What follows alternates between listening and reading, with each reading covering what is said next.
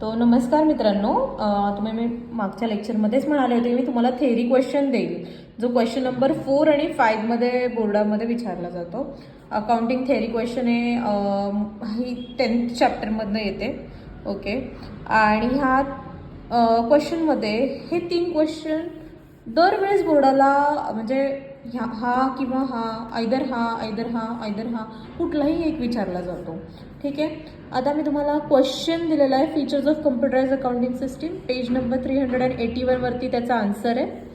Question number 2, component and importance of computerise accounting system, page number 382 वर त्याचा answer आहे. आणि comparison between manual accounting and computerise accounting, त्याचा page number 384 वरती answer आहे.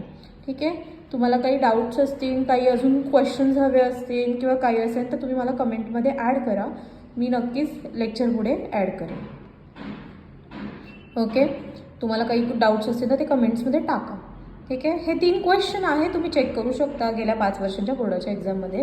ठीक आहे, मी तुम्हाला पेज नंबर पण दिलेले आहेत, तुम्ही क्वेश्चन आरामात लर्न करू शकता. आणि जर तुम्हाला कुठल्या प्रॉब्लेममध्ये अडचण असेल किंवा बाबा इश्यू ऑफ शेअर नाही येते, ॲनालिसिस फायनान्शियल ॲनालिसिस नाही येते, so you can learn this question for की बाबा आपल्याला ते नाही आलं तर आपण क्वेश्चन सोडून न देता आपण तो क्वेश्चन अटेम्प्ट करूया. आणि थेरीलाही मार्क आहेत, 8 मार्काचाही थेरी क्वेश्चन, ह्या 3पैकी एक क्वेश्चन येतोच कंपल्सरी. थँक्यू.